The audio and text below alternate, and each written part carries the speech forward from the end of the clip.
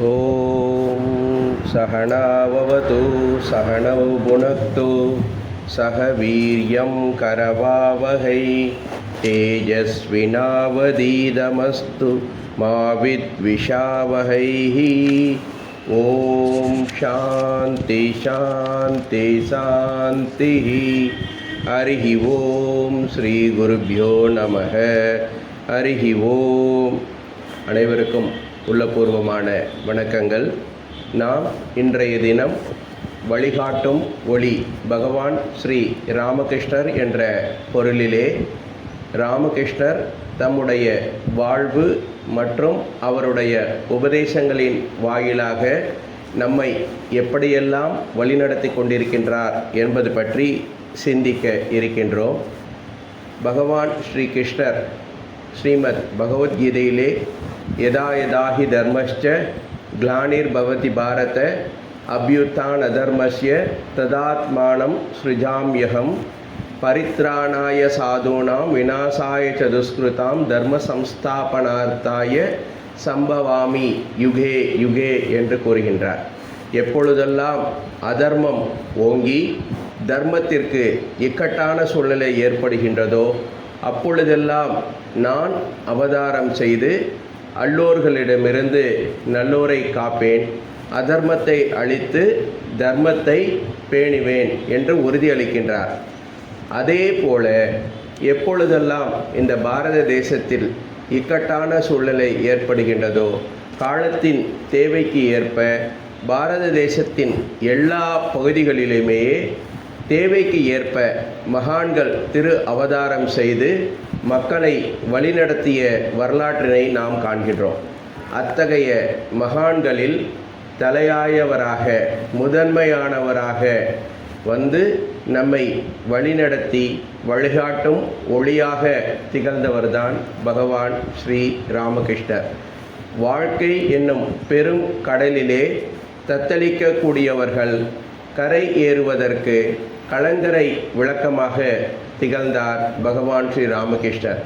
அதே போல வாழ்க்கை என்னும் அடர்ந்த காட்டின் நடுவிலே சிக்கிக்கொண்டு திக்கு தெரியாமல் தவிப்பவர்களுக்கு வழிகாட்டும் ஒளியாக மிளிர்ந்தவர்தான் பகவான் ஸ்ரீ ராமகிருஷ்ணர். பகவான் ஸ்ரீ ராமகிருஷ்ணர் வெறும் வரட்டு சித்தாந்தி கிடையாது, அவர் ஒரு நடைமுறை வேதாந்தி. மக்கள் அனைவரும் ஒன்று போல் இருக்க மாட்டார்கள். நம்ம பார்க்குறோம், வேடிக்கையாக நம்ம உதாரணம் கூட சொல்லுவோம், கையில் இருக்கக்கூடிய 5 விரலும் ஒரே மாதிரி இருக்கா அப்படின்னு சொல்லி கேட்போம். அதே போலத்தான் இந்த உலகத்தில் இருக்கக்கூடிய மனிதர்கள் அனைவரும் ஒரே தன்மை படைத்தவர்களாக இருப்பது கிடையாது. அதன் காரணம் கருதிதான் பகவான் ஸ்ரீ ராமகிருஷ்ணரும் உலகத்தில் உள்ள மனிதர்களின் அவர்கள் நிலைக்கு வந்தே அவர்கள் மலர வளர உயர வழிகாட்டி ஒளியாக திகழ்ந்தார்கள். நாம் முன்னமே பார்த்த மாதிரி அவர் வரட்டு சித்தாந்தங்களை கூறியது கிடையாது. நடைமுறை வேதாந்தி. சிறு சிறு கதைகளின் வாயிலாகவும் நம்முடைய வாழ்க்கையில் நடந்து கொண்டிருக்கக்கூடிய சிறு சிறு நிகழ்ச்சிகளை கொண்டே நமக்கு பெரிய பெரிய செய்திகளை எல்லாம் ரொம்ப ரொம்ப அனாயாசமாக சாதாரணமாக சொல்லி விளங்க வைத்த பெருமைக்கு உரியவர் பகவான் ஸ்ரீ ராமகிருஷ்ணர். பாவிகளை கூட யோகிகளாக உயர்த்திய மகான் பகவான் ஸ்ரீ ராமகிருஷ்ணர். நமக்கெல்லாம் தெரியும், பகவான் ஸ்ரீ ராமகிருஷ்ணருடைய இல்லறச்சீடர்களில் ஒருவர் கிரீஷ் சந்திர கோஷ். அவர் வங்காள நாடக இலக்கியத்தின் தந்தை அப்படின்னு போற்றி புகழப்பட்டவர். அவர் நாடகம் எழுதுவார், அவரே இயக்குவார், அவரே நடிப்பார், அவரே ப்ரொடியூசர், இந்த மாதிரி சகலகலா வல்லவராக திகழ்ந்தார்.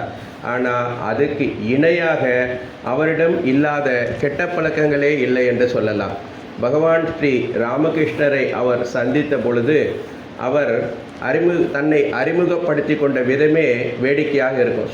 சுவாமி, நான் ஒரு பாவி அப்படின்னு தான் தன்னை அறிமுகப்படுத்தி கொள்கின்றார். அப்பொழுது பகவான் ஸ்ரீ ராமகிருஷ்ணர் அவர்கிட்ட சொல்கிறாரு, அப்பா, இந்த உலகத்தில் யாருமே பாவி கிடையாது. பாவின்னு சொல்கிறது தான் மிகப்பெரிய பாவம். பாவி பாவின்னு நீ சொல்லிக்கிட்டே இருந்தீங்கன்னா அந்த பாவச் செயல் தான் உன்னிடம் மிஞ்சும். அனைவரும் இறைவனுடைய குழந்தைகள் அப்படின்னு சொன்னார். அதே போல் இந்த கிரீஷ் சந்திர கோஷ் எந்த அளவுக்கு கீழான நிலையில் இருந்தார், அவரை எந்த அளவுக்கு உயரமான இடத்துக்கு பகவான் ஸ்ரீ ராமகிருஷ்ணர் கொண்டு போனார்னு பார்த்தோன்னாக்கா, வேடிக்கையாக கிரீஷ் சந்திர கோஷ் சொல்லுவாராம், நான் குடித்த அந்த மது பாட்டில்களை ஒன்றன் மேல் ஒன்றாக அடுக்கி வைத்தால் அது எவரெஸ்ட் சிகரத்தையே தாண்டி மேலே போகும்னு சொல்லுவாராம். அந்த அளவுக்கு நான் ரொம்ப நல்லவன் அப்படின்னு அவர் சொல்லுவாராம். அத்தகைய கிரீஷ் சந்திர கோஷையே ஆட்கொண்டு மேலான நிலைக்கு கொண்டு வந்த மகாபுருஷர் தான் பகவான் ஸ்ரீ ராமகிருஷ்ணன். அப்புறம் 2 பேருக்கும் அறிமுகமாகிறது.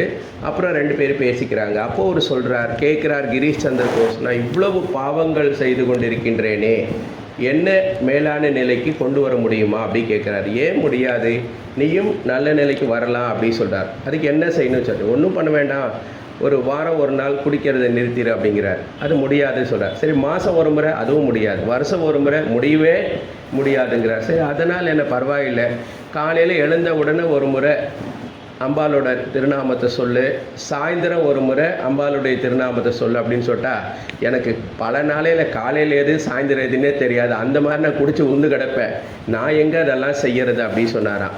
கடைசியாக பகவான் சொல்கிறார், நீ ஒன்றும் கவலைப்படாத, ஒன்றை என்கிட்ட ஒப்படைச்சிடு, நீ எதை செய்தாலும் அதை எனக்கு கொடுத்துடு அப்படின்னு சொன்னார். இது ரொம்ப நல்லா இருக்கே, ரொம்ப ஈஸியாகவும் இருக்க சொல்லி ஒத்துக்கிறார்.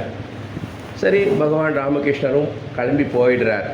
அப்புறம் பார்த்தா தான் தெரியுது, சாயந்தரம் அவர் குடிக்கிறதுக்கோசரம் பாட்டிலை எடுக்கிறார். என்ன சொல்லியிருக்காரு, நீ எதை செய்தாலும் என்கிட்ட கொடுத்துட சொல்லியிருக்காரு. இப்போது இந்த மதுவை போய் ராமகிருஷ்ணருக்கு கொடுக்க முடியுமா?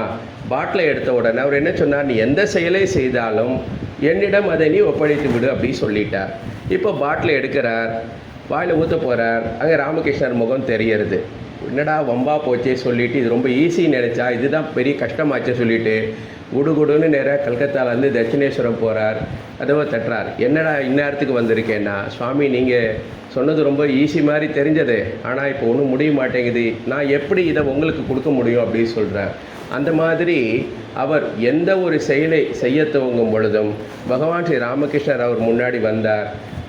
இந்த கடைக்கோடியில் இருந்தவரை அந்த கடைக்கோடிக்கு அவரை அறியாமலேயே பகவான் ஸ்ரீ ராமகிருஷ்ணர் உயர்த்துறார். அந்த கிரீஷ் சந்திர கோஷம் மட்டும் கிடையாது, அந்த கிரீஷ் சந்திர கோஷனுடைய நாடக கம்பெனியில் வினோதினி அப்படின்னு நிறைய நாடக நடிகைகள் இருந்தார்கள். அந்த காலத்தில் நாடக நடிகைகள் அப்படின்னாவே அவங்களை சமுதாயத்தில் இருக்கக்கூடிய தாழ்ந்த நிலையில் பார்க்கக்கூடிய ஒரு எண்ணம் இருந்தது.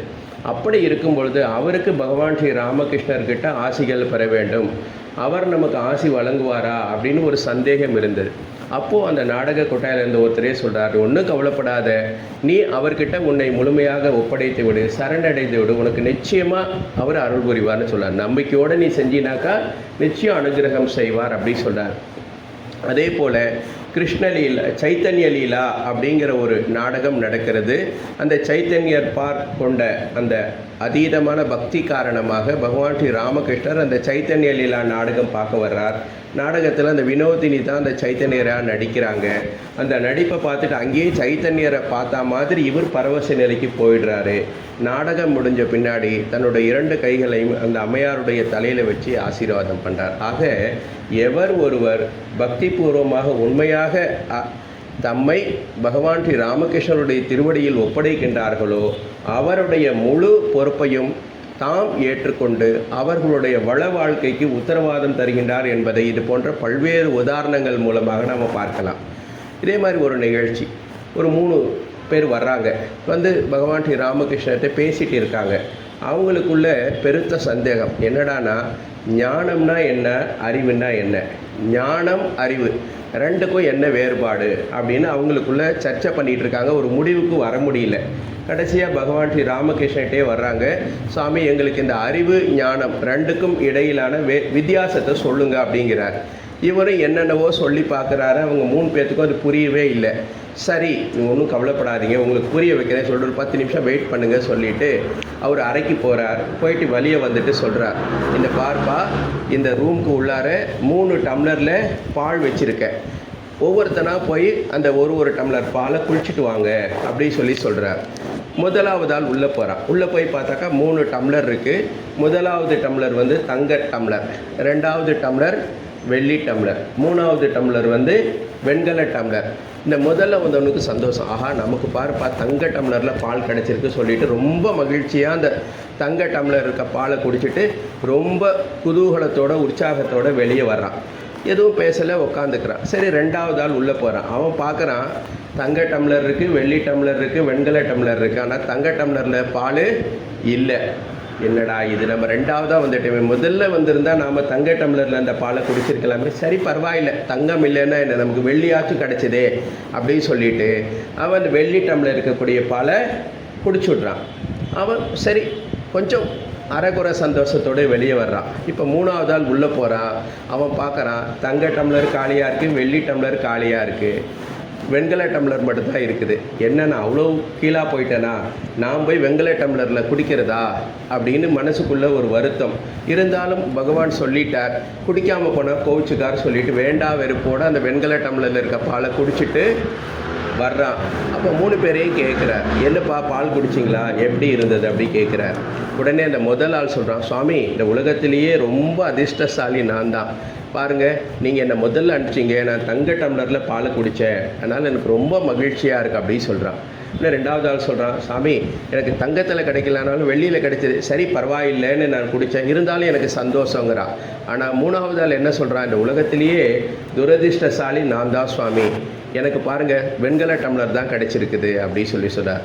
அப்போ சிரிச்சுக்கிட்டே சொல்கிறாரா, அப்பா அந்த டம்ளர் வெள்ளி தங்கம் வெண்கலம்னு இருந்தாலும் அந்த 3 டம்ளர்லேயும் ஊற்றப்பட்ட பால் ஒரே மாதிரி தயாரிக்கப்பட்டது தான். முதல் டம்ளரில் 10 கிராம் குங்குமப்பூ, 10 கிராம் முந்திரி, ஏலக்காய் போட்டிருக்கோம்னா அதே அளவு தான் 3 டம்ளர்லேயும் போட்டிருந்தது. ஆனால் நீங்கள் என்ன பண்ணீங்க, டம்ளரை பார்த்தீங்களோ ஒழிய அந்த டம்ளருக்குள்ளார இருக்கக்கூடிய அந்த பாலை நீங்கள் பார்க்கல. அந்த பாத்திரத்தை பார்ப்பது அறிவு, பாத்திரத்தில் இருக்கக்கூடிய பண்டத்தை பார்ப்பது தான் ஞானம். இதே ஒரு ஞானியாக இருந்தால் என்ன பண்ணுவான், அவன் அது வெள்ளி டம்ளரா, பித்தாளை டம்ளரா, வெண்கல டம்ளரா, மண் பானையானெல்லாம் பார்க்க மாட்டான். அதில் இருக்கக்கூடிய பொருள் எத்தகைய தன்மை வாய்ந்தது அப்படின்னு தான் பார்ப்பான். ஆக இப்போ புரிஞ்சுதான் அந்த அறிவுக்கும் ஞானத்துக்கும் ஒரு வித்தியாசம். அறிவு வந்து பாத்திரத்தை பார்க்கும், ஆனால் ஞானம்ங்கிறது அந்த பண்டத்தினுடைய தன்மையை பார்க்கும் அப்படின்னு சொன்னார். அதனால் அவங்க நிலைக்கு போய் அவர்களுடைய சந்தேகத்தை அவர்கள் சந்தேகத்துக்கு இடமில்லாமல் புரிஞ்சிக்கிற மாதிரி புரிய வைக்கிறதுல பகவான் ஸ்ரீ ராமகிருஷ்ணருக்கு நிகர் அவரே தான் அப்படி சொல்லலாம். அதே போல் பக்தி அப்படின்னா எப்படி இருக்கணும், ஒரு பக்தன் இறைவனிடம் எப்படி பக்தி செலுத்த வேண்டும் அப்படிங்கிறதையும் நமக்கு ஒரு சின்ன கதை மூலமாக, ஒரு பால்காரி அந்த அம்மா கதை மூலமாக பகவான் ஸ்ரீ ராமகிருஷ்ணர் இருக்கிறார். நம்ம எல்லாருமே கோயிலுக்கு போகிறோம், எல்லாரும் சுவாமி கும்பிடுறோம், பெரிய பெரிய அபிஷேகம்லாம் பண்ணுறோம், பெரிய பெரிய ஹோமங்கள்லாம் கோயிலில் செய்ய வைக்கிறோம். ஆனாலும் என்ன சொல்லுவாங்க, 100 பேர் செஞ்சோன்னா 2 பேருக்கு தான் அது பலன் கொடுக்குது, மீதி 98 பேருக்கு வந்து பலன் கொடுக்கறது இல்லை. அதனால் எல்லாருடைய மனசில் என்ன வருத்தம் இருக்கும், நானும் தான் கோயிலுக்கு போகிறேன், நானும் தான் சுவாமி கும்பிட்றேன், நானும் தான் எல்லா பூஜைகள் அர்ச்சனைகள் எல்லாம் செய்கிறேன், எனக்கு மட்டும் ஏன் எதுவுமே நடக்க மாட்டேங்குது அப்படின்னு நினைக்கிறாங்க. அதனால் நம்ம பக்திங்கிறது வந்து எத்தகைய பொருட்களை வைத்து செய்கின்றோம் என்பது கிடையாது, எத்தகைய மனநிலையில் நாம் வழிபடுகின்றோம் என்பதை பொறுத்து தான் அந்த பக்திக்கான பலன் கிடைக்கும். அதுக்கு பகவான் ராமகிருஷ்ணர் ஒரு சின்ன உதாரணம் நமக்கு சொல்லுவார்.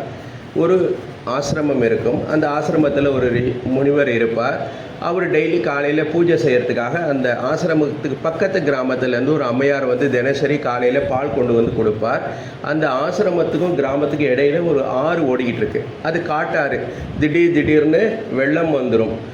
வெள்ளம் இல்லாத காலத்தில் நீர் குறைவாக இருக்கும், நடந்தே கடந்து வந்துடுவாங்க. தண்ணி நிறையா இருக்கும் பொழுது படகு மூலமாகத்தான் அந்த ஆற்றை கடக்க முடியும். சில நாட்களில் வந்து அந்த பூஜைக்கு வர வேண்டிய பால் தாமதமாகும். அப்போது அந்த முனிவர் அந்த அம்மாவை பார்த்து கேட்குறார், ஏம்மா நீ பால் லேட்டாக கொண்டு வர, நீ பால் லேட்டாக கொண்டு வரதுனால பூஜைக்கு பாரு தாமதமாகுது அப்படி சொல்கிறார். அப்போது அந்த அம்மா சொல்கிறாங்க, நான் என்ன சுவாமி பண்ணட்டும், இந்த மாதிரி நான் உரிய நேரத்துக்கு அந்த ஆற்றங்கரைக்கு வந்துடுறேன், ஆனால் அந்த படகு ஓட்டி தாமதமாக வர்றார், அந்த காரணத்தினால நான் இங்கே வர்றதுக்கு லேட் ஆகிடுறது அப்படி சொல்கிறாங்க. அப்போது வேடிக்கையாக சிரிச்சுக்கிட்டே அந்த முனிவர் அந்த அம்மாவை பார்த்து சொல்கிறார், ஏமா அவன் கிருஷ்ணா கிருஷ்ணான்னு சொல்லி வாழ்க்கைங்கிற பெரிய கடலையே கடக்கிறான், நீ இந்த குட்டியுண்டு ஆற்ற கடக்க முடியாதா? நாளையிலேருந்து நேரத்துக்கு நீ பால் கொண்டு வரலைன்னா உன்கிட்ட பாலே வாங்க மாட்டேன் அப்படின்னு சொல்லிடுறாராம். இந்த அம்மா அவர் வேடிக்கையாக சொன்னதை வேத வாக்காக எடுத்துக்கிறாங்க. அடுத்த நாள் வர்றாங்க, படகோட்டிக்காகலாம் காத்துக்கிட்டு கிடைக்கல, கிருஷ்ணா கிருஷ்ணான்னு சொல்லிடுறாங்க. அந்த அம்மா பாட்டுக்கு ஆற்று மேலே நடந்தே வந்துடுறாங்க. அன்னையிலேருந்து சரியான நேரத்துக்கு பால் வந்துடுறது. இவருக்கு ஆச்சரியம், என்னம்மா இப்போல்லாம் ரொம்ப கரெக்டாக வந்துடுறீன்னு சொன்னேன். நீங்கள் தானே சுவாமி சொன்னீங்க கிருஷ்ணா கிருஷ்ணான்னு சொல்லி ஆற்றை கடந்து வந்துடுறீங்க, நான் வந்துடுறேன்னு சொல்கிறாங்க. அப்படியா, நான் பார்க்கணுங்கிறார். இவரும் ஆத்தங்கரைக்கு வரார். அந்த அம்மா கிருஷ்ணா கிருஷ்ணா சொல்லிகிட்டே போயிடுறா. இவருக்கு ஆச்சரியம், நம்ம தானே சொல்லி கொடுத்தோம், நாமளும் காலை வச்சு போயிடலாமான்னு சொல்லி பார்க்குறார். ஆனால் அவருக்கு ஆழம் அதிகமாக இருந்து உள்ளே விழுந்துட்டோம்னா துணி நனைஞ்சு போயிட்டால் என்ன பண்ணுறது, அல்லது மேலே எழுந்து வர முடியல என்ன பண்ணுறது, இவ்வளவு யோசனை பண்ணிக்கிட்டு போய் கிருஷ்ணான்னு காலை வைக்கிறார், உள்ளே போயிடார். அப்போது அந்த அம்மாவை பார்த்து கேட்குறார், எப்படிம்மா உன்னால் இதை கடக்க முடிஞ்சது, என்னால் முடியலைங்கும்போது நான் அந்த திருநாமத்தை மீது நம்பிக்கை வச்சு போனேன், நீங்கள் அதை முழு நம்பிக்கை வைக்கலை. அது நான் எங்கே ஆற்றோட ஆழம் எவ்வளோ இருக்கும், நான் காலை விடும்போது என் வேஷ்டி நெனைஞ்சிட்டா என்ன பண்ணுறது, இப்படி அந்த நாமத்தின் மீது வைத்த நம்பிக்கையை காட்டிலும் அதை அடைய முடியுமா இல்லையான்னு ஆராய்ச்சியில் நீங்கள் அதிகமாக ஈடுபட்டீங்க, அதனால தான் உங்களால் முடியல அப்படின்னு சொல்கிறாங்க. ஆக பக்தி என்பது என்னென்ன பொருட்களை வைத்து நாம் செய்கிறோங்கிறது கிடையாது, எந்த மனநிலையில் நாம் செய்கிறோம் அப்படிங்கிறத வச்சு தாங்கிறது இந்த செய்தி மூலமாக நமக்கு ஒரு பக்தன் எப்படி இருக்கணும், பக்தி எப்படி செய்யணும் அப்படிங்கிறத ரொம்ப அழகாக சொல்கிறேன். இப்போ நம்ம ஆன்மீகம் அப்படின்னாலும் சரி, அன்றாட வாழ்க்கை அப்படின்னாலும் சரி, நம்மளுடைய வாழ்க்கையில் அன்பு அப்படிங்கிறது முக்கியமான இடத்தை வகிக்கின்றது. ஆனால் தான் அன்பே சிவம் அப்படின்னு சொல்கிறோம். நம்ம வாழ்க்கையில் சுமூகமாக எல்லாம் நடக்கணும்னா ஒருத்தர் வெறுக்கக்கூடாது, எல்லோரும் அன்பாக பழகணும், எல்லாருக்கிட்டையும் எல்லாரும் அன்பு செலுத்தணும் அப்படிலாம் சொல்கிறோம். அப்போ பகவான் ராமகிருஷ்ணர்கிட்ட சொல்கிறாங்க, சுவாமி பக்தர்கள்கிட்ட நல்லவங்கக்கிட்ட அன்பு செலுத்துறது நீங்கள் சொல்கிறது கரெக்டு, பக்தர் அல்லாதவர்கள் தீயவர்கள் அவங்கக்கிட்ட நாங்கள் எப்படி நடந்துக்கிறது அப்படின்னு சொல்லி கேட்குறாங்க. அப்போது பகவான் ஸ்ரீ ராமகிருஷ்ணர் சொல்கிறார், ஒரு உதாரணம் சொல்கிறார். என்ன சொல்கிறாருன்னா, ஆப்போ நாராயணக அப்படின்னு சொல்கிறார். ஆப்பக அப்படின்னா தண்ணி, தண்ணியும் நாராயணனுடைய வடிவம் அப்படின்னு வேதம் சொல்லியிருக்கு. இருந்தாலும் கூட சில தண்ணீரை நாம் சுவாமியினோட அபிஷேகத்துக்கு பயன்படுத்துகிறோம், சில தண்ணீரை நம்ம குளிக்கிறதுக்கு பயன்படுத்துகிறோம், சில தண்ணீரை வாய் கொப்பளிக்கிறதுக்கு பயன்படுத்துகிறோம், சில தண்ணீரை நாம் துணி துவைக்கிறதுக்கு பயன்படுத்துகிறோம். இப்போ வாய் கொப்பளிக்கிற தண்ணியை துணி துவைக்கிறதுக்கோ, துணி துவைக்கிற தண்ணியை சுவாமி அபிஷேகத்துக்கோ நாம் பயன்படுத்த முடியாது. அந்த மாதிரி தான் பக்தர் அல்லாதவர்கள், நல்லவர்கள், கெட்டவர்கள் அப்படி இருந்தால் அந்த வித்தியாசம் இருக்கத்தான் செய்யும். ஆக நீ பக்தர்கள்கிட்ட அன்பு செலுத்துன்னு நான் சொன்னேன்னா அவங்கக்கிட்ட போகக்கூடாது. இப்போ புலி இருக்குது, புலிக்கிட்டையும் அந்த நாராயணன் இருக்கான் அப்படின்னு சொல்லிட்டு கிட்ட போனீங்கன்னா புலி ஒன்று கொண்டுடும். அப்போ என்ன பண்ணணும், துஷ்ட நாராயணன் சொல்லிட்டு தூரக்கை இருந்தால் என்ன பண்ணணும், அதுக்கு ஒரு கும்பிடு போட்டுட்டு நீ போயிடணும் அப்படின்னு சொன்னார். பகவான் ஸ்ரீ ராமகிருஷ்ணர் என்ன சொல்கிறாருன்னா, பக்தர்களை அந்த மாதிரி பக்தர்கள் அல்லாதவர்களை துஷ்டர்களிடமிருந்து விலகி சொல்லத்தான் சொன்னார், ஒழிய வெறுக்க சொல்லலை. அதை ஆனால் நம்ம என்ன பண்ணுறோம், அந்த விலகி செல்வதற்கும் வெறுப்பதற்கும் உண்டான வித்தியாசத்தை தெரியாமல் அந்த அல்லாதவர்களை நம்ம என்ன பண்ணுறோம், அவங்கக்கிட்ட கரடு முரடாக நாம் நடந்துக்கிறோம். ஆக துஷ்டர்களாக இருந்தாலும் அவர்களும் இறையம்சம் பொருந்தியவர்கள் தான். அவர்களிடமிருந்து நமக்கு பாதிப்பு ஏற்படாமல் விலகி செல்ல வேண்டுமோ ஒழிய அவர்களை வெறுக்கக்கூடாது அப்படிங்கிறதுல ரொம்ப தெளிவாக இருக்கார். அதே சமயத்தில் இந்த உலகத்தில் நாம் வாழ்ந்தாக வேண்டும். ஆக நாம் பிறருக்கு தீங்கு செய்யக்கூடாது, அதே சமயத்தில் பிறர் நமக்கு தீங்கு செய்வதற்கும் நாம் அனுமதிக்கக்கூடாது. நான் ரொம்ப நல்லவன் அப்படின்னு சொல்லிட்டு குட்டை குனிஞ்சிக்கிட்டே போனோம்னா நாளைக்கு தலையே நமக்கு இல்லாமல் போயிடும். ஆனாலும் நம்ம என்ன சொல்கிறோம், நாங்கள்லாம் ஆன்மீகவாதிகள், அகிம்சாவாதிகள், நான் யாருக்கும் ஒரு கன்னத்தில் அடித்தா இன்னொரு கன்னத்தை காட்டுவேன் அப்படின்னெல்லாம் சொல்லிட்டு இருந்தோம்னா இந்த உலகத்தில் இருக்க முடியாது. ஆனால் இந்த மாதிரி பேசுகிறவங்களாம் யாருன்னா அரைக்குறை அறிவு தான். உண்மையாக அந்த ஆன்மீகத்தை புரிஞ்சுக்கிட்டவன் இந்த மாதிரி பேச மாட்டான். அதற்கும் நமக்கு எல்லாமே நமக்கு கதை மூலம்தான் பகவான் சொல்கிறார். அதுக்கும் ஒரு சின்ன கதையை நமக்கு சொல்லியிருக்கார். எப்படி இந்த உலகத்தில் நாம் நடந்து கொள்ள வேண்டும், இக்கட்டான சூழ்நிலையை நாம் எப்படி சமாளிக்க வேண்டும் அப்படிங்கிறதுக்கும் ரொம்ப அழகாக சொல்லுவார். ஒரு கிராமம், அந்த கிராமத்தில் ஒரு பாம்பு இருக்கும். அந்த பாம்பு பார்த்தாக்கா அந்த கிராமத்து மக்கள் எல்லாம் பயந்து ஓடிட்டு இருப்பாங்க. அந்த சமயத்தில் அந்த கிராமத்து பக்கம் ஒரு துறவி வர்றார். அந்த பாம்பை பார்த்து எல்லோரும் பயந்து போகிறாங்க. அப்போது அந்த துறவி சொல்கிறார், நீங்கள் இனிமேல் கவலைப்படாதீங்க, நான் பாம்புக்கு அட்வைஸ் பண்ணிட்டு போகிறேன், உங்களை இனிமேல் எதுவும் செய்யாது அப்படின்னு சொல்லிவிட்டு அதே போல் அந்த பாம்பை பார்த்து சொல்கிறார், நீ இனிமேல் இந்த கிராமத்து மக்களுக்கு துன்பம் கொடுக்காத, கஷ்டம் கொடுக்காத அப்படின்னு சொல்லிட்டு போயிடுறார். அடுத்த நாள் வந்து என்ன பண்ணுது, பாம்பு வரும், ஆனால் அவங்கள யாரையும் எதுவும் செய்யாது. 2 நாள் அந்த கிராமத்து சிறுவர்கள் பார்த்தார்கள். கிட்ட போய் பார்த்தான், ஒன்றும் பண்ணலை. ஒரு நாள் ஒரு கல் எடுத்து போட்டு பார்த்தான், அப்பயும் ஒன்றும் பண்ணலை. அடுத்த நாள் ஒரு குச்சி எடுத்து அடித்து பார்த்தான், அப்பயும் ஒன்றும் பண்ணலை. சரி, இனிமேல் இந்த பாம்பால் நமக்கு எந்த ஆபத்தும் இல்லைன்னு சொல்லிட்டு என்ன பண்ணிட்டான், பாம்பு எப்பெல்லாம் இறை தேடுவதற்கு வெளியே வர்றதோ அப்போல்லாம் அது மேலே கல் எடுத்து அடிக்கிறது, குச்சி எடுத்து அடிக்கிறதுன்னு பண்ணாங்க. கடைசியில் பார்த்தா அது சாப்பிடவே வெளியே வர முடியாமல் ரொம்ப பலகீனமாக போச்சு. சில நாட்கள் கழித்து அதே துறவி அந்த பக்கம் வர்றார். சரி, அந்த நம்ம இந்த கிராமத்தை கடந்து போகும்போது இந்த பாம்பு ஒன்று இருந்துச்சு, அது எங்கே இருக்குன்னு சொல்லி தேடி பார்த்தாக்கா அந்த பொந்துக்கு பக்கத்தில் ஒரு தீனஸ்வரம் வருது. எட்டி பார்த்தா பாம்பு குற்றுயிரும் குலையுருமா இருக்குது, சாக போகிற நிலைமையில் இருக்குது.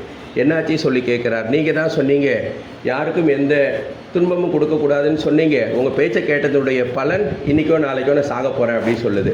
அப்போ தான் அந்த துறவி சொன்னாராமா, நான் உன்னை கடிக்காதேன்னு தானே சொன்னேன், சீராதேன்னு சொல்லலையே, அவங்கள கடித்து துன்புறுத்தாதேன்னு சொன்ன ஒழிய அவர்கள் உன்னை துன்புறுத்துவாதபடி அவங்களுக்கு நீ பயம் காட்டுறதுல எந்த தப்புமே கிடையாது அப்படின்னு சொன்னார். ஆக நாம் இந்த உலகத்தில் வந்துட்டு நாம் எப்படி அடுத்தவர்களுக்கு துன்பம் கொடுக்காமல் இருக்கிறோமோ அதே போல் மற்றவர்களும் நமக்கு துன்பம் கொடுக்காம நம்மளை நாம் காப்பாற்றிக்கணும். அதற்கு வேண்டிய மாதிரி நம்ம செயல்படுறதுல எந்த தவறும் இல்லைங்கிறத அவர் சொல்லியிருக்கார். அதே சமயத்தில் நாம் இந்த உலகத்தில் வாழ்ந்திருக்கின்ற வரை மற்றவர்கள் நம்மை மதிக்கும்படி நாம் வாழணும் அப்படிங்கிறதையும் சொல்கிறார். தேவைப்பட்டால் மற்றவர்களை அச்சுறுத்துவதற்கும் நாம் தயங்கக்கூடாது அப்படின்னும் பகவான் ஸ்ரீ ராமகிருஷ்ணன் சொல்கிறார். அதே போல் இந்த அரைக்குறை அறிவு ஆபத்து. அதே அந்த துஷ்ட நாராயணன் சொல்லி புலிக்கிட்ட எப்படி போகக்கூடாதுங்கிறத இன்னொரு இடத்துல வேறு மாதிரியும் அவர் சொல்லுவார். நிறைய பேர் இன்றைக்கி என்ன பண்ணுறாங்க, நிறைய ஆன்மீக அறநூல்களை படிக்கிறாங்க, வேதங்களை படிக்கிறாங்க, வேதாந்தங்களை படிக்கிறாங்க, புராணம் இதிகாசங்கள் எல்லாத்தையும் படித்தாலும் கூட அதில் சொல்லக்கூடிய கருத்துக்களை உண்மையாக முழுமையாக புரிந்து கொள்ளாத காரணத்தினால அவர்கள் அந்த வேதம் சொல்லக்கூடிய கருத்து, வேதாந்தம் சொல்லக்கூடிய கருத்தை நடைமுறைப்படுத்துகிறேங்கிற பேரில் இவங்களே வம்பில் மாட்டிக்கிறது தான் நாம் பார்க்குறோம். முழுமையாக அந்த பொருள், உண்மையான பொருளை உணர்ந்து நாம் செயல்படுகின்ற பொழுது அந்த ஆபத்து நமக்கு வராது. அதே அரைகுறையாக புரிஞ்சிக்கும் பொழுது அந்த அறல் நூல்கள் கூடக்கூடிய அறிவே நமக்கு ஆபத்தாக முடிஞ்சிடும் அப்படின்னு சொல்கிறதையும் ஒரு சின்ன நிகழ்ச்சி மூலம் நமக்கு சொல்லுவார். ஒரு குருகுலம் இருக்கும், அந்த குருகுலத்தில் பகவான் அந்த குரு மாணவர்களுக்கு சொல்லுவார், எல்லாம் பிரம்மம் அப்படின்னு சொல்லுவார், இருப்பவை யாவும் இறைவனே அப்படிம்பார். அந்த ஒரு பையன் எழுந்து கேட்பான், இந்த நம்ம ஆசிரமத்தில் தண்ணி கொடுக்குற பானையும் பிரம்மமாம்பார். ஆமாம்பார். அங்கே இருக்க பசு, ஆமாம் அதுவும் பிரம்மந்தான், எல்லாமே பிரம்மந்தான் பார். சரி குரு, அப்போ அந்த பையன் ரொம்ப கிளியர் ஆகிடுச்சு, அவனுக்கு இருப்பவையாவும் இறைவனே அப்படின்னு குரு சொல்லிட்டாரு. அந்த செய்தி இவனுக்கு ரொம்ப கிளியர் கட்டாக புரிஞ்சிட்டது. சாயந்தரம் கடத்தெருவுக்கு போகிறான். போகும் பொழுது மக்கள் இங்கேயும் அங்கேயும் ஓடிட்டு இருக்காங்க. ஓடிட்டு இருக்கும்போது என்னதான் விஷயம்னு கேட்குறான். இந்த மாதிரி ஒரு யானைக்கு மதம் பிடிச்சிட்டது, அதனால் அந்த யானை பாகன் எல்லாரும் ஓடி போயிடுங்க, யானைக்கு மதம் பிடிச்சிடுச்சு, அதனால் உங்களுக்கு ஆபத்து வரும்னு சொல்லிட்டு ஓடி வரார் அப்படின்னு சொல்கிறான். அப்போ இந்த சீடன் நினைக்கிறான், காலையில் தான் குரு என்ன சொன்னார், எல்லாம் பிரம்மம்னு சொன்னார். அப்போது அந்த யானையும் பிரம்மம், நானும் பிரம்மம், அந்த ஒரு பிரம்மம் இன்னொரு பிரம்மத்தை என்ன பண்ணிட போகுது சொல்லிட்டு எல்லாரும் ஓடும் பொழுது இவன் என்ன பண்ணுறான், யானைக்கு முன்னாடி நிற்கிறான். வந்த வேகத்தில் அது துதிக்கையில் தூக்கி எறிஞ்சிட்டு போயிடுறது. செவுத்தில் அடித்து கீழே விழுறான், கைக்கெல்லாம் உடஞ்சி போயிடுறது. அக்கம் பக்கம் இருக்கவங்க கூட்டிகிட்டு போய் ஆசிரமத்தில் கொண்டு போய் விடுறாங்க. அப்போ அந்த சிஷ்யனுக்கு குரு மேலே ரொம்ப கோபம். குருவே, நீங்கள் தானே சொன்னீங்க இந்த உலகத்தில் எல்லாம் பிரம்மம்னு சொன்னீங்க, ஆனால் அந்த யானை பாரு, அதுவும் பிரம்மம் நானும் பிரம்மம் தானே, ஏன் என்னை இப்படி பண்ணிச்சு அப்படின்னு சொல்கிறாரா. குரு சிரிச்சுக்கிட்டே சொன்னாரா, நீ சொல்கிறது கரெக்டு தான்ப்பா, யானை ஓடி வரத்துக்கு முன்னாடியே அந்த யானை மேலே உட்காந்துருந்த பாகனும் பிரம்மம் தானே, அவன் என்ன சொன்னான், ஓடிப்போ சொன்னான் தானே, நீ ஓடி போகலை, அந்த பிரம்மத்தோட வார்த்தையை நீ ஏன் கேட்கல அப்படின்னாராம். இந்த மாதிரி நம்ம அரைகுறையாக புரிந்து கொள்கின்ற பொழுது அந்த அறக்கருத்துக்களே நமக்கு ஆபத்தாக முடிஞ்சிடும். இதுக்கு பகவான் ஸ்ரீ ராமர் கூட விதிவிலக்கு கிடையாது. அவர் குருகுல வாசத்தை முடிச்சுட்டு அரண்மனைக்கு வர்றார். அவர் படிச்சுட்டு என்ன சொல்கிறார், இப்போ பிரம்மம் சத்தியம் ஜெகத் மித்யா அப்படின்னு அத்வைத்தத்தை படிச்சுட்டு வர்றார். உடனே அவர் என்ன சொல்கிறார், நான் இந்த மாதிரி இந்த பிரம்ம ஆராய்ச்சியில் போக போகிறேன், நான் அரச பதவி ஏற்றுக்கொள்ள மாட்டேன், அரண்மனை வாழ்க்கையில் எனக்கு வேண்டாம், நான் திருமணம் செஞ்சிக்க மாட்டேன் அப்படின்னு சொல்லி ராமரே முரண்டு பிடிக்கிறார். தசரதர் எவ்வளவோ சொல்லி பார்க்குறார். சொல்லி பார்த்தாலும் ராமர் கேட்ட பாடு இல்லை. அப்புறம் அவங்க குலகுருவான வசிஷ்டர்கிட்ட சொல்கிறார், ராமர் இந்த மாதிரி பிரம்மம் சத்தியம் ஜெகத் மித்யா, அதனால் நான் இந்த உலக வாழ்க்கையில் ஈடுபட மாட்டேன், ஒதுங்கி இருக்க போகிறேன்னு சொல்கிறாரு. நீங்கள் தான் அவரை சரியான பாதைக்கு கொண்டு வரணும் அப்படின்னு சொல்கிறார். அப்போது வசிஷ்டர் அவர்கிட்ட போய் சொல்கிறார், ஏப்பா இந்த உலகம் எது? பிரம்மம். நீ எது? பிரம்மம். உலகத்தில் இருக்கக்கூடிய மக்கள்லாம் யார்? பிரம்மம். அப்போ இந்த பிரம்மத்திலேருந்து நீ விலகி போக முடியாது இல்லையா? அந்த நாடும் பிரம்மம், நாட்டு மக்களும் பிரம்மம், இந்த செயல்பாடுகள் எல்லாமே பிரம்மத்துடைய செயல்பாடுகளுங்கும் போது அதை விட்டு நீ விலகி இருக்க முடியாதுங்கும் பொழுது நீ ஏன் இந்த உலக வாழ்க்கையில் ஈடுபடக்கூடாதுன்னு சொல்லி அவருக்கு சரியான ஒரு விளக்கத்தை கொடுக்குறார். அப்புறம் ராமர் அதை புரிஞ்சுக்கிட்டு இயல்பு வாழ்க்கைக்கு வர்றார். அந்த வசிஷ்டருக்கும் ராமருக்கும் இடையில் அந்த நடந்த உரையாடல் தான் நம்ம என்ன சொல்கிறோம், யோக வாசிஷ்டம் அப்படின்னு சொல்கிறோம். அந்த மாதிரி ராமரே இந்த அரைக்குறை அறிவில் பாதித்து வெளியே வந்தாருங்கும் போது நாமெல்லாம் ஏமாத்துறோங்கிறது இதில் இருந்து நாம் தெரிஞ்சுக்கலாம். அடுத்தது பார்த்திங்கன்னா, இந்த உலக வாழ்க்கைக்கு நம்பிக்கை தான் ரொம்ப ரொம்ப அடிப்படை. ஆனால் தான் என்ன சொல்கிறேன், நம்பினோர் கெடுவதில்லை, 4 முறை தீர்ப்பு அப்படின்னு சொல்கிறாங்க. அதனால் அது தொழிலாகட்டும், பக்தியாகட்டும் அல்லது படிப்பாகட்டும், எந்த ஒரு செயலாக இருந்தாலும் கூட நாம் நம்பிக்கையோடு ஒரு செயலை செய்கின்ற பொழுது நமக்கு அதில் வெற்றி கிடைக்கும். அரைகுறை நம்பிக்கையோடு நாம் செய்கின்ற பொழுது எவ்வளவுதான் நம்ம முயற்சி செய்தாலும் நம்ம எதிர்பார்த்த பலன் நமக்கு கிடைக்காது. சரி, அப்போ நம்பிக்கைக்கு ஏதாவது ஒரு நாம்ஸ் இருக்கணும் இல்லையா? இந்த மாதிரி இருந்தால் அந்த நம்பிக்கை பழிக்கும், இந்த மாதிரி இருந்தால் நம்பிக்கை பழிக்காது அப்படின்னு நம்ம தெரிஞ்சுக்குவோம் இல்லையா? அதற்கு ஒரு சின்ன உதாரணம் சொல்வார் ராமகிருஷ்ணன். என்ன சொல்கிறாரு, ஒரு கிராமம், அந்த கிராமத்தில் ஒரு மனுஷர் இருப்பார். அவருடைய குழந்தைக்கு ஒரு வியாதி வந்துடுறது, ரொம்ப கடுமையான வியாதி. அந்த கிராமத்தில் என்னென்னவோ செஞ்சு பார்க்குறாரு, வியாதி குணமாகலை. அப்போ அந்த கிராமத்தில் இருக்கக்கூடிய முதன்மை வைத்தியர்கிட்ட போய் அந்த குழந்தையினுடைய வியாதியை பற்றி சொல்கிறார். அப்போது அந்த வைத்தியர் சொல்கிறார், நீ ஒன்றும் கவலைப்படாத, உன் குழந்தையுடைய வியாதியை நான் தீர்த்துடுறேன், அதற்குண்டான மருந்து நான் கொடுக்குறேன் அப்படின்னு சொல்கிறார். இவனுக்கு ரொம்ப தெம்பு வந்துடுது, ரொம்ப நல்லது சுவாமி, சீக்கிரம் கொடுங்க அப்படின்னு சொல்கிறார். அது இல்லைப்பா, நான் சொல்கிற பொருளை கொண்டு வா, நான் அதை வச்சு மருந்து செஞ்சு தான் உன் குழந்தைய குணப்படுத்த முடியும் அப்படின்னு சொல்கிறார். என்ன சுவாமி, சீக்கிரம் சொல்லுங்கள் அப்படின்னு சொல்கிறார். ஒன்றும் கவலைப்படாதப்பா, சுவாதி நட்சத்திரத்தை அன்னைக்கு காட்டில் மழை பெய்யணும். அந்த பெய்யக்கூடிய மழை நீரானது ஒரு மண்டை ஓட்டுக்குள்ளார விழணும். அந்த சமயத்தில் அந்த பக்கமாக ஒரு தவளை ஓடி வரும். அந்த தவளையை பிடிக்கிறதுக்கு பாம்பு ஒன்று வரும். அந்த தவளை மேலே பாம்பு பிடிக்கிறதுக்கு பாய்கின்ற பொழுது தவளை என்ன பண்ணும், தன் உயிரை காப்பாற்றிக்கிறதுக்கு எகிரி குதிக்கும். அப்போது அந்த பாம்பனுடைய விஷமானது அந்த மண்டை ஓட்டுக்குள்ளே விழும். அதை நீ கொண்டு வா, நான் மருந்து செஞ்சு உன் குழந்தைய காப்பாற்றுறேன் அப்படின்னார். நம்ம என்ன சொல்லுவோம், ஏயா நான் குழந்தைய காப்பாற்றுறதுக்கு வழி கேட்டால் நீ ஏதோ பெருசாக கதை சொல்கிற, சுவாதி நட்சத்திரம், மலை, மண்டை ஓடு, தவளை, பாம்பு, விஷங்கள் இதெல்லாம் நடக்கிற காரியமா அப்படின்னு நாம் கேட்போம். ஆனால் அந்த மனிதன் என்ன சொன்னான், சரிங்க சுவாமி நான் கட்டாயம் கொண்டு வந்துடுறேன்னு சொல்கிறான். வீட்டுக்கு போய் கேலண்டர் எடுத்து பார்க்குறான். அடுத்த நாளே சுவாதி நட்சத்திரம். உடனே என்ன பண்ணுறான், நம்பிக்கையோடு அந்த கிராமத்தை ஒட்டி உள்ள அந்த காட்டுப்பகுதிக்கு போகிறான். நடந்துகிட்டு இருக்கும்போதே அவன் கண்ணு முன்னாடி பார்க்குறான். ஏன்னா நம்பிக்கையோடு போகிறான். பார்த்தா ஒரு மண்டை ஓடு இருக்குது. இன்னும் கொஞ்சம் நேரத்துக்கெலாம் பார்த்தா சடன்னு மழை பெய்ய ஆரம்பிக்கிறது, தண்ணி அதில் விழுறது. மழை பெஞ்சாலே என்ன வந்துடும், தவளை வரும். அப்போ அங்கே இங்கே தவளைகள் குதிக்குது. தவளையுடைய சப்தத்தை கேட்ட உடனே அதை பிடிக்கிறதுக்காக ஒரு பாம்பு வர்றது. அதே போல் பாம்பை பிடிக்கிறதுக்கு, அந்த தவளையை பிடிக்கிறதுக்கு பாம்பு வரும்போது தவளை தப்பிச்சிடுது. அது விஷமானது அந்த மண்டை ஓட்டில் விழுந்துடுது. இது நடந்ததா நடக்கலையாங்கிறதெல்லாம் நம்ம கேட்கக்கூடாது. ஆனால் அந்த வைத்தியர் சொன்னதை முழு நம்பிக்கையோடவே செய்தார். ஆக அது இறை வழிபாடாகட்டும், அல்லது நாம் ஒரு தொழில் துவங்குவதாக இருக்கட்டும், அல்லது ஒரு பரீட்சை எழுதுறதாக இருக்கட்டும், எதுவாக இருந்தாலும் இந்த மாதிரி ஒரு நம்பிக்கையோடு நாம் அதை செய்கின்ற பொழுது நமக்கு அந்த முழுமையான நம்பிக்கை கிடைக்கும். நாமதேவருடைய வாழ்க்கையில் கூட இந்த மாதிரி ஒரு நிகழ்ச்சி நடக்கும். நாமதேவர்கிட்ட ஒரு அம்மா வருவாங்க. அந்த அம்மாவுக்கு கல்யாணம் ஆகி ரொம்ப நாளாக குழந்தை கிடையாது. அப்போது அவர் நாமதேவர்கிட்ட கேட்பாங்க, எனக்கு கல்யாணமாகி ரொம்ப வருஷமாச்சு, குழந்தையே இல்லை, நீங்கள் தான் எனக்கு ஒரு வழி சொல்லணும் பார். அவர் கண்ணை மூடி யோசித்து பார்க்குறார். இந்த அம்மாவுடைய கர்ம வினைகள் எல்லாம் பார்த்துட்டு, அம்மா நீ பூர்வ ஜென்மத்தில் செய்த வினைப்பயன் காரணமாக இந்த ஜென்மத்தில் உனக்கு குழந்தையே கிடையாது அப்படி சொல்லிட்டு போயிடுறார். இந்த அம்மாவுக்கு ரொம்ப வருத்தமாக போயிடுறது. இன்னும் கொஞ்ச நாள் கழித்து அந்த ஊருக்கு யாரோ ஒரு மகான் வர்றார். வழக்கம் போல் இந்த அம்மாவுடைய கவலையை அவர்கிட்ட போய் சொல்கிறாங்க, இந்த மாதிரி குழந்தை இல்லை, என்ன பண்ணுறது சாமி, நீ ஒன்றும் கவலைப்படாதம்மா, பக்தியோட தினமும் பண்டரிநாத பேரை சொல்லு, உனக்கு குழந்தை பிறக்கும்னு சொல்கிறார். இந்த அம்மாவும் அன்னையிலேருந்து ரொம்ப பக்தி சிரத்தையாக பாண்டரங்கா பண்டரிநாதா இந்த மாதிரி எனக்கு குழந்தை பிறக்கணும்னு பிரார்த்தனை பண்ணுறாங்க. ஓரிரு வருஷத்துலேயே குழந்தை பிறந்துடுது. அந்த வழியாக நாமதேவர் திருப்பி வர்றார். அப்போ இந்த அம்மா கொண்டு போய், சாமி இந்த மாதிரி எனக்கு குழந்தை பிறந்திருக்கு, ஆசீர்வாதம் பண்ணுங்க அப்படின்னு சொல்கிறாங்க. இவர் யோசித்து பார்க்குறார், இந்த அம்மா நம்மக்கிட்ட குழந்தை வரம் கேட்டாங்க, ஆனால் இந்த அம்மா கர்மவினை காரணமாக குழந்தையே இல்லைன்னு சொன்னோம், எப்படி குழந்தை பிறந்திருக்கும் யோசிச்சுட்டு அந்த அம்மாட்டையே கேட்குறார்.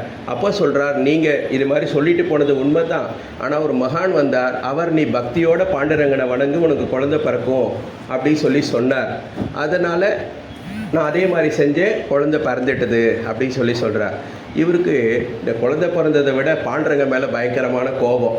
ஏன் நான் ஒன்றை நினச்சி தான் அந்த அம்மாவுடைய கர்ம வினையை பார்த்து குழந்தை இல்லைன்னு சொன்னேன், ஆனால் அந்த மகான் பாரு குழந்தை பிறக்க வச்சுட்டாரு, அப்புறம் என்னை எப்படி மக்கள் நம்புவாங்க அப்படின்னு கேட்குறார். அப்போ பாண்டுரங்கர் சொல்கிறாரா, நீ என் மேலே நம்பிக்கை வைக்கல, உன் மேலே நம்பிக்கை வச்சுட்டு நீ அந்த அம்மாவோட கர்ம வினையை பார்த்துட்டு குழந்தை இல்லைன்னு சொல்லிட்டேன்.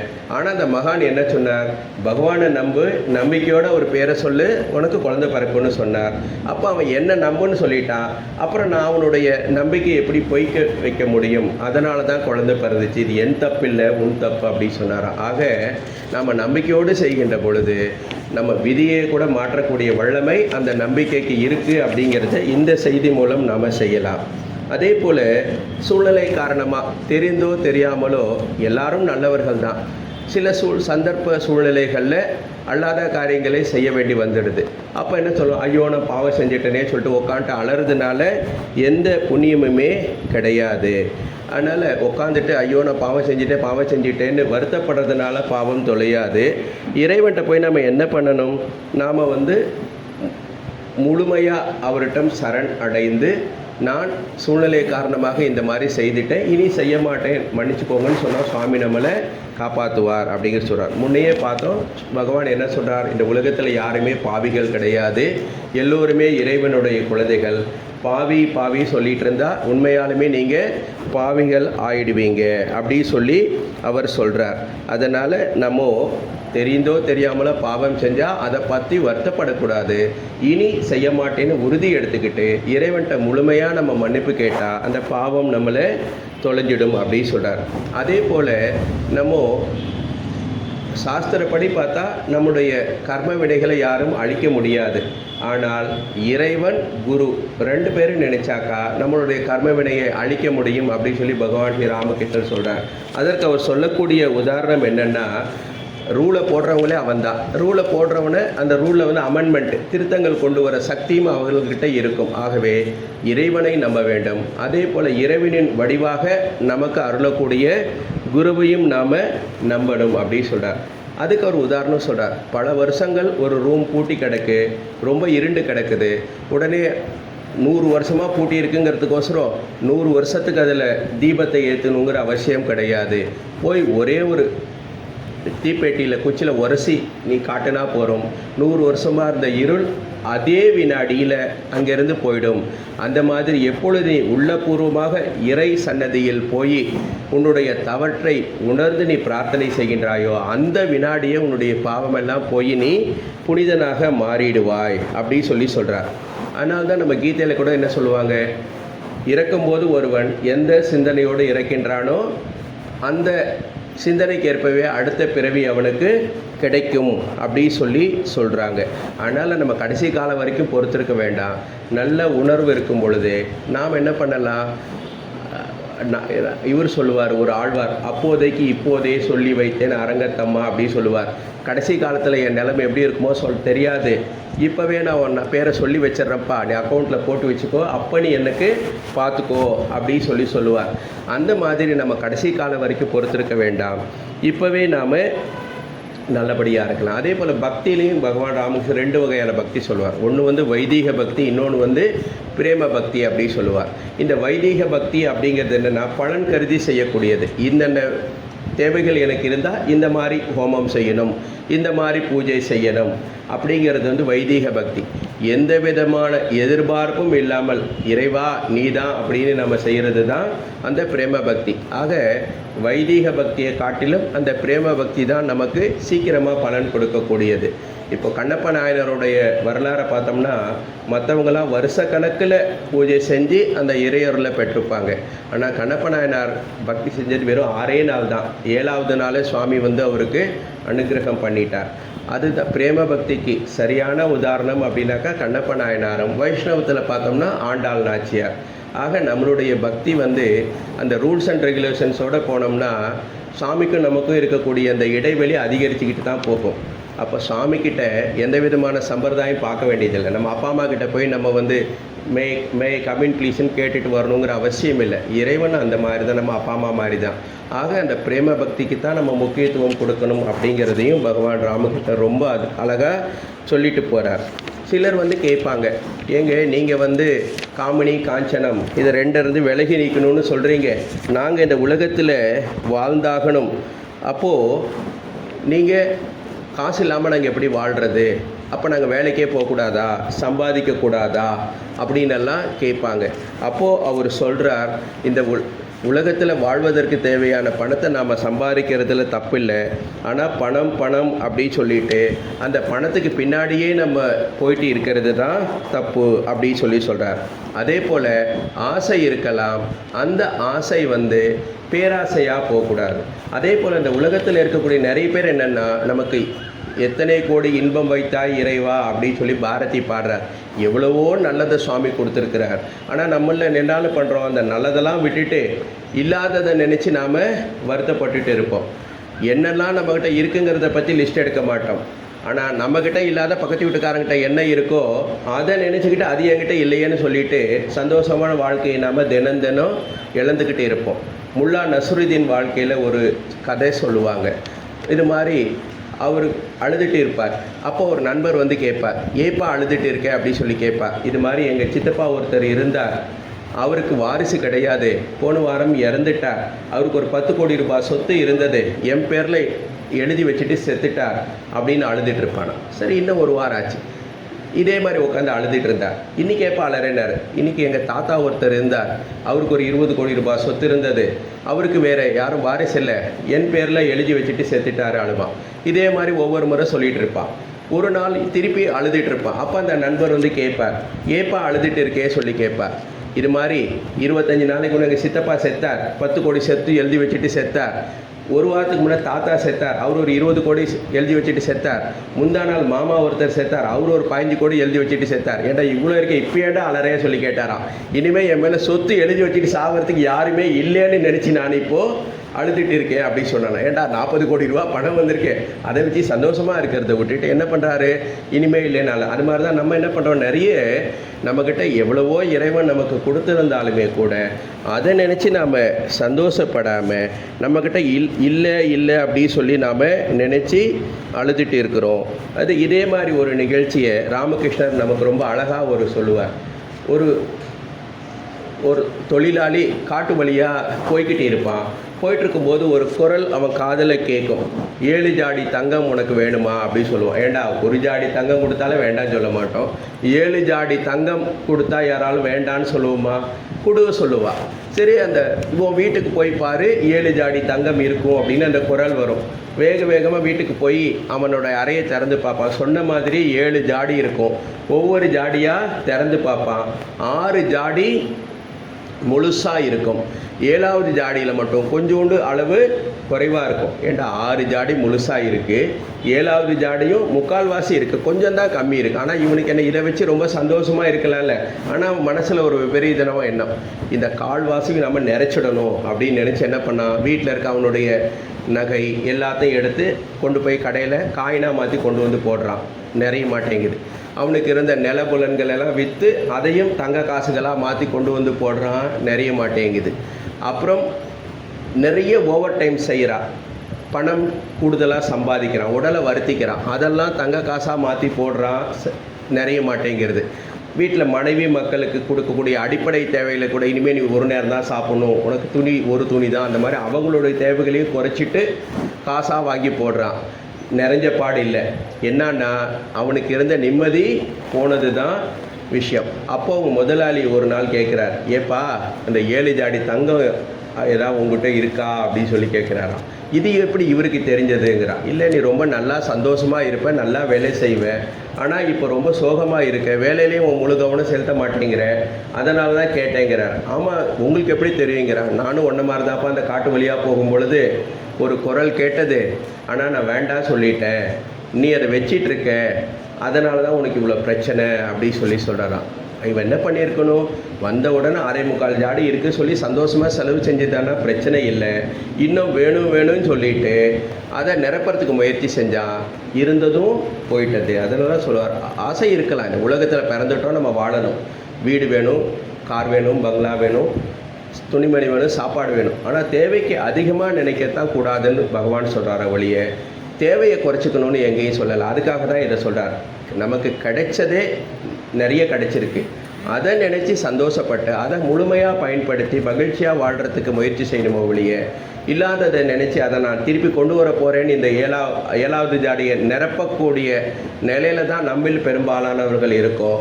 அதனால தான் 3/4 ஜாடி தங்கம் கிடைச்சோம் நாம் என்ன பண்ணுறோம், கஷ்டத்திலேயே உழந்துக்கிட்டு இருக்கோம்.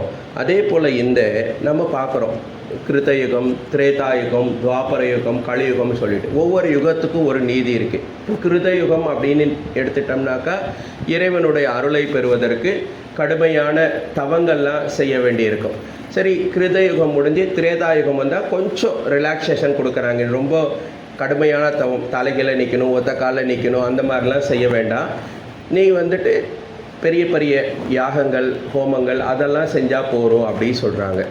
சரி, அடுத்தது கிருத்தயுகம் போய் திரேதாயுகம் போய் துவாபர யுகம் வருது, மக்களுடைய வாழ்க்கை முறை எல்லாம் மாறுது. அப்போ என்ன சொல்கிறாங்க, நீ கடுமையான தவம் வேண்டாம், பெரிய பெரிய யாகங்கள்லாம் செய்ய வேண்டாம், நீ நல்லபடியாக சுவாமிக்கு பெரிய பெரிய பூஜைகள், அது வழிபாடுகள் அதெல்லாம் செய்யுங்க போகிறோம் அப்படின்னு சொல்கிறாங்க. இப்போ 3 யுகமும் போய் கலியுகம் வந்தாச்சு. இன்றைக்கி எலக்ட்ரானிக் யுகம் வந்துருச்சு. அவனுக்கு நிற்கவே நேரம் இல்லை, ஓடிக்கிட்டே இருக்கான்.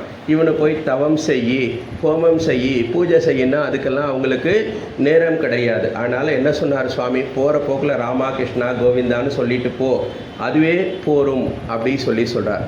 ஆக இந்த கலியுகத்தில் வந்து இறையருளை பெறுவதற்கு நமக்கு இறைவனுடைய திருநாம ஜபமே போரும் அப்படின்னு சொல்கிறார்.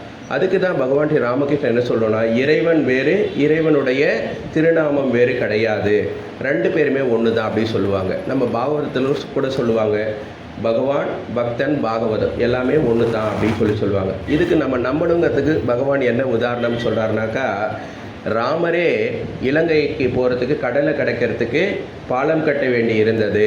ஆனால் ஹனுமான் என்ன பண்ணுனா, ராமனுடைய நாமத்தை சொல்லியே அந்த கடலை தாண்டி போயிட்டாரு அப்படின்னு சொல்லி ஒரு உதாரணம் சொல்லுவார். இன்னொரு இடத்துல என்ன சொல்லுவாங்க, சத்யபாமா, ருக்மிணி 2 பேருக்கு இடையில் கிருஷ்ணர்கிட்ட அதிகப்படியாக அன்பு செலுத்துபவர்கள் யாருன்னு போட்டி வந்துடும். அப்போ என்ன பண்ணுவாங்கன்னாக்கா, கிருஷ்ணர் சொல்லுவார், நான் ஒரு தராசு தட்டில் ஒரு பக்கம் துலாபாரம் உட்காந்துக்கிறேன், இன்னொரு பக்கத்தில் நீங்கள் உங்களுடைய பொருட்களெல்லாம் வைங்க, யார் பொருளை வைக்கும் பொழுது அந்த தராசு தட்டு சமநிலைக்கு வருதோ அவங்க தான் என்கிட்ட அதிகப்படியான அன்பு வச்சுருக்கவங்கிறத முடிவு பண்ணிக்குவாங்கன்னு அந்த அவங்கக்கிட்டேயே தீர்ப்பு எழுதுகிற வேலையை கொடுத்துடுறார்.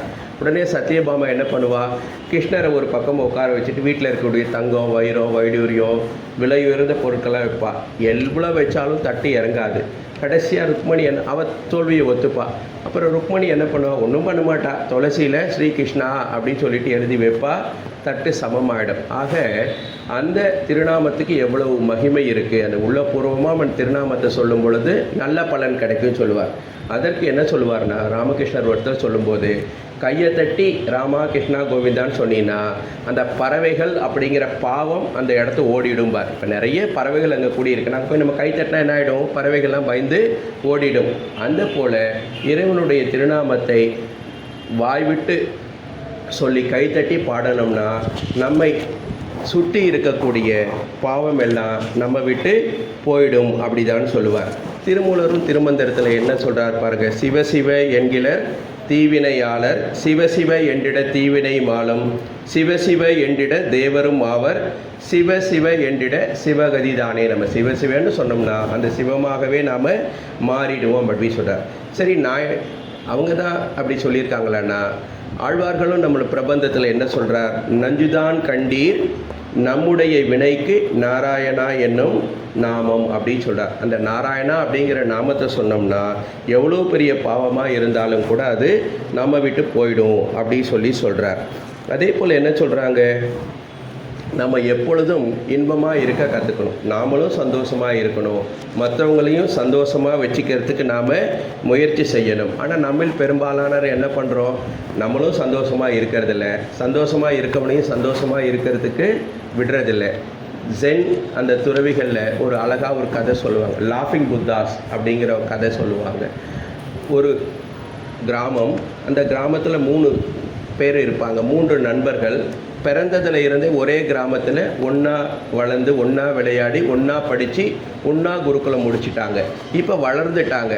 அவங்க என்ன பண்ணுவாங்கன்னாக்கா, அவங்க எதுவும் செய்ய மாட்டாங்க. 3 பேரும் மக்கள் நிறைய இருக்க இடத்துக்கு போவாங்க. 3 பேர் என்ன பண்ணுவான், கைத்தட்டி சிரிக்க ஆரம்பிப்பான். இந்த சிரிப்புக்கு ஒரு சிக்கல்னாக்கா, யாரோ ஒருத்தங்க சிரிக்கிறத பார்த்தோம்னா நம்மளுடைய சிரிப்பையும் அடக்க முடியாது. உடனே அவங்க 3 பேர் சிரிக்கிறத பார்த்துட்டு ஒருத்தன் சிரிப்பான், அந்த ஒட்டுமொத்த கூட்டமும் சிரிக்க ஆகிடும். எல்லாரும் ஆஹா ஆஹா ஆஹான்னு சிரிக்க ஆரம்பிச்சிடுவாங்க. கவலை மறந்து அவங்க சிரிச்சிட்டு இருக்கும்போது 3 பேரும் கூட்டத்தின் நடுவில் போந்து அடுத்த ஸ்ட்ரீட்டுக்கு போயிடுவாங்க. இதே மாதிரி எங்கெல்லாம் கூட்டம் சேர்ந்துருக்கோ அந்த இடத்துல போய் அந்த மக்களை சிரிக்க வைக்கிறது தான் இவங்க செய்கிற வேலை. அதனால் அந்த மக்கள் இந்த 3 பேருக்கு இவங்களோட உண்மையான பேர் என்னன்னு தெரியாது, சிரிக்கும் புத்தர்கள் அப்படின்னே பேர் வச்சுட்டாங்க. இப்போ 3 பேருக்கு வயசாகிடுச்சு.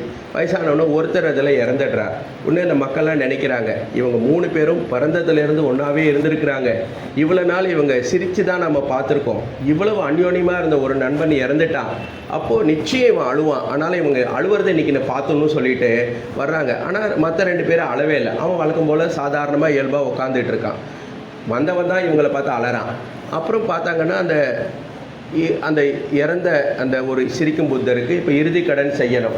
அப்போ மக்கள்லாம் அழுதுகிட்டே, சரி இவருக்கு இறுதி கடன் செய்கிறோன்னு சொல்லும்போது மற்ற 2 பேர் சொல்கிறாங்க, அவர் கடைசி ஆசை சொல்லியிருக்காரு, அவருக்கு இறுதி கடன் செய்கிறதுக்கு முன்னாடி நம்ம என்ன பண்ணுவோம், குளிக்க வச்சு பூஜைலாம் செஞ்சுட்டு போய் நெருப்பு வைப்போம்.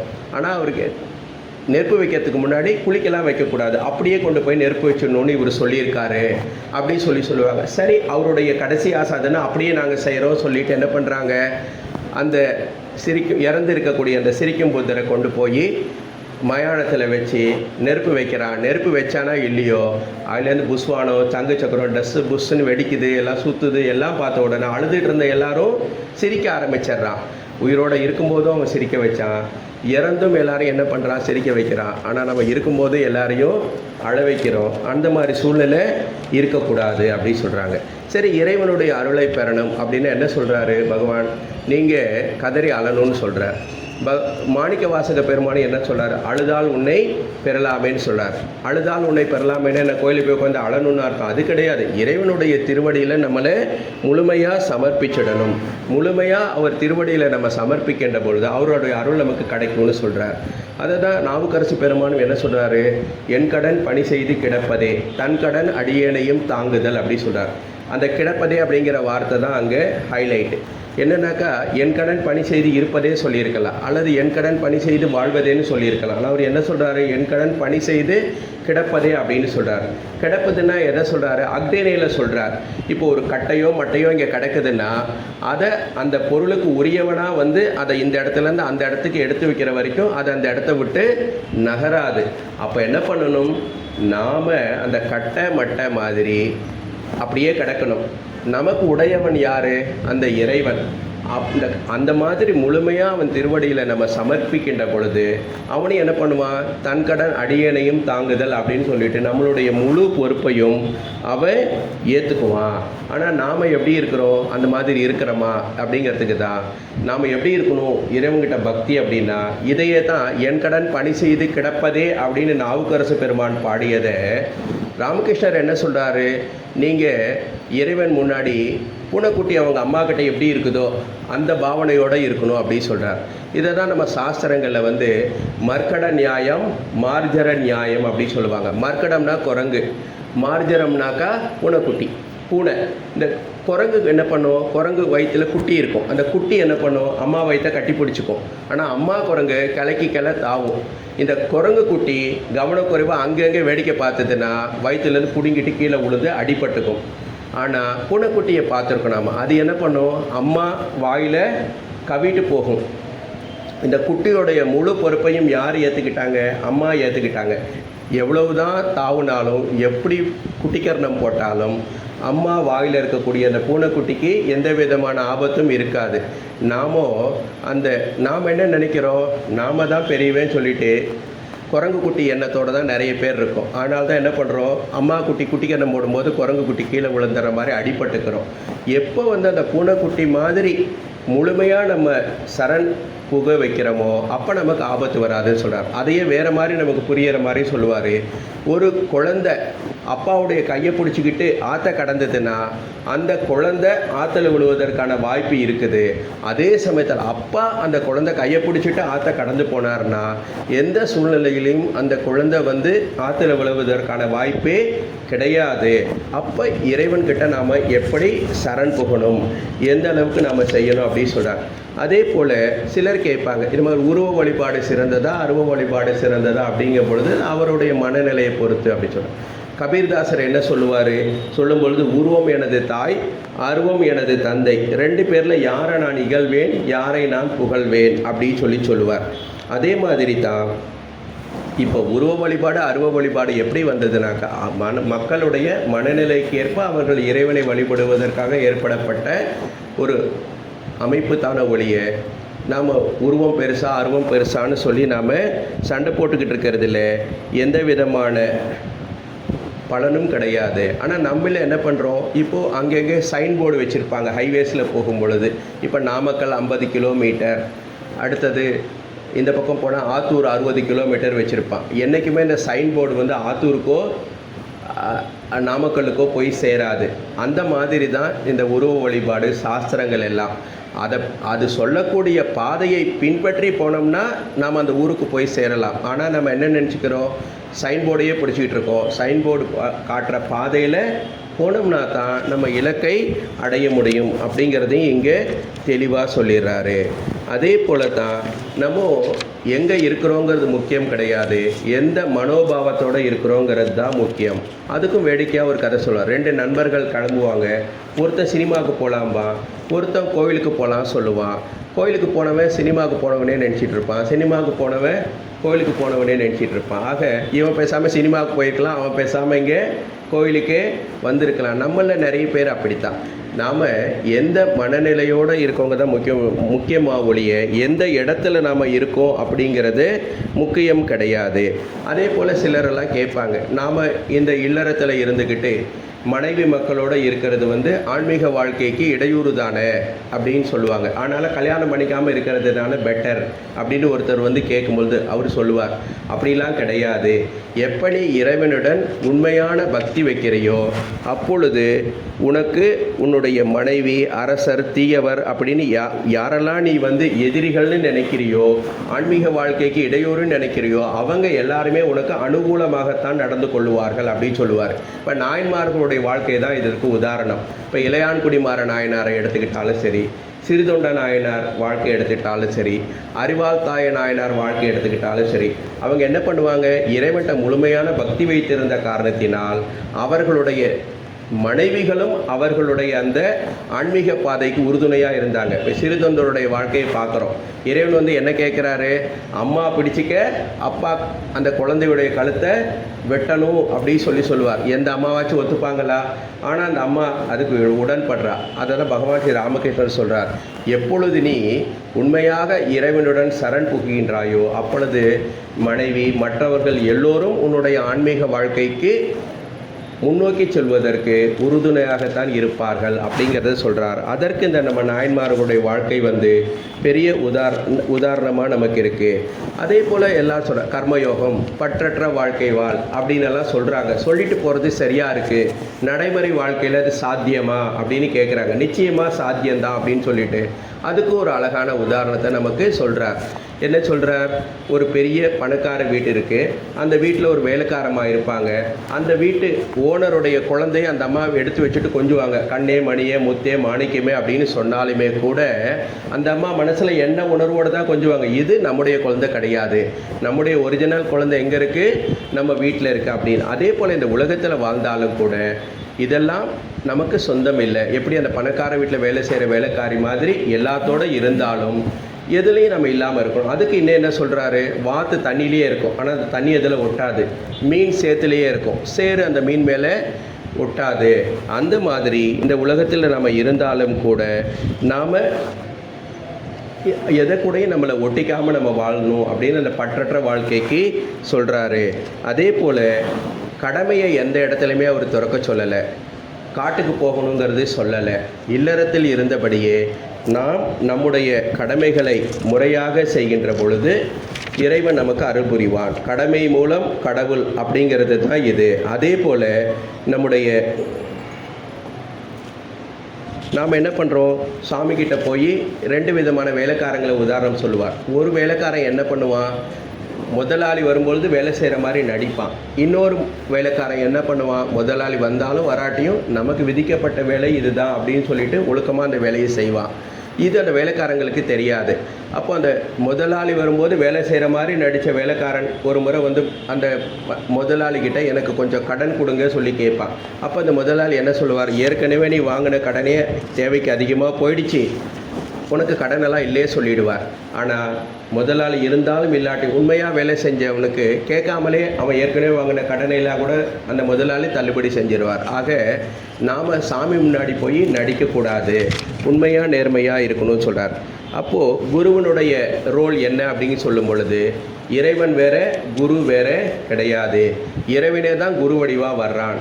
நம்மளை மாதிரி மனுஷ உருவத்தில் இருக்கிறதுனால அவர் நம்மளை விட எந்த விதத்தில் உயர்ந்தவர் அப்படின்னு சொல்லி குருவை நம்ம மதிக்காமல் இருக்கக்கூடாதுன்னு சொல்லுவார். சைவ சித்தாந்தமே என்ன சொல்லுவோம், குருவருள் இல்லாமல் திருவருள் கிடையாது, அந்த இறைவனே தான் குருவாக நமக்கு உரிய காலத்தில் அருளுவான் அப்படின்னு சொல்கிறார். இந்த மாதிரி பகவான் ஸ்ரீ ராமகிருஷ்ணர் நம் ஒவ்வொருவருக்கும் அவர்களுடைய நிலைக்கு இறங்கி நம்ம ஆரம்பிக்கும் போது சொன்ன மாதிரியே வாழ்க்கைங்கிற கடலில் தத்தளிப்பவர்கள் கரை ஏறுவதற்கு கலங்கரை விளக்கமாகவும், அடர்ந்த காடு எனக்குடைய வாழ்க்கையின் நடுவிலே மாட்டிக்கொண்டு திக்கு தெரியாமல் தவிப்பவர்களுக்கு வழிகாட்டும் ஒளியாக திகழ்ந்து இன்று மட்டுமல்ல என்றும் அவர் நமக்கு வழியாகவும் ஒளியாகவும் திகழ்ந்து வள வாழ்க்கை வாழ்வதற்கு அருள் புரிவார். அதனை சரியாக புரிந்து கொண்டு முறையாக நம் வாழ்க்கையில் பயன்படுத்துகின்ற பொழுது இன்பமே என்னாலும் துன்பமில்லை என்ற நிலை ஏற்படும். நன்றி, வணக்கம். ஹரி ஓம்.